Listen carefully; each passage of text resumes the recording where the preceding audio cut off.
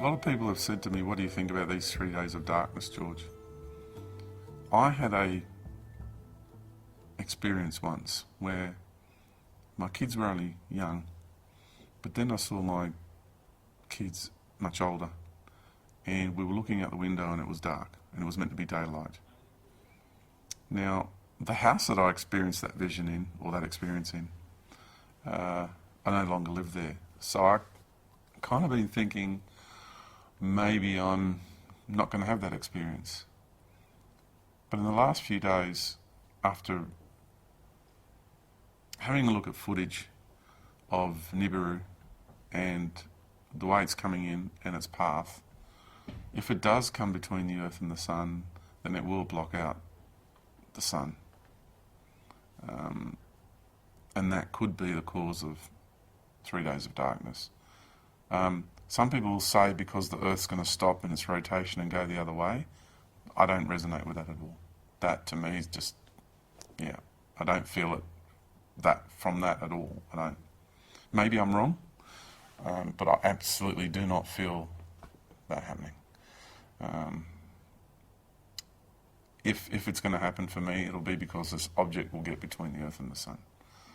And it's now peeped out from behind the Sun, because I've always said it's behind the Sun and we don't get to see it.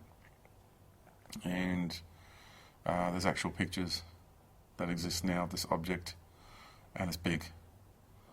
And many years ago I talked about the time of the 2 moons, where, I had this incredible connection with Mother Earth, and I went outside and I looked up at the night sky and I was in a different time zone. And I remember seeing the moon, and then I remember seeing another moon next to it, and it was blood red in colour. And I spoke about this in my talks, which are on my website, and I talked about the time of the 2 moons.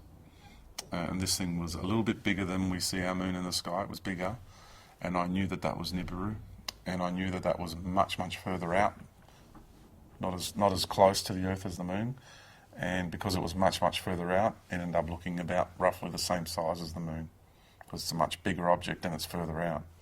And it needs to be a lot further out because of the gravitational interference.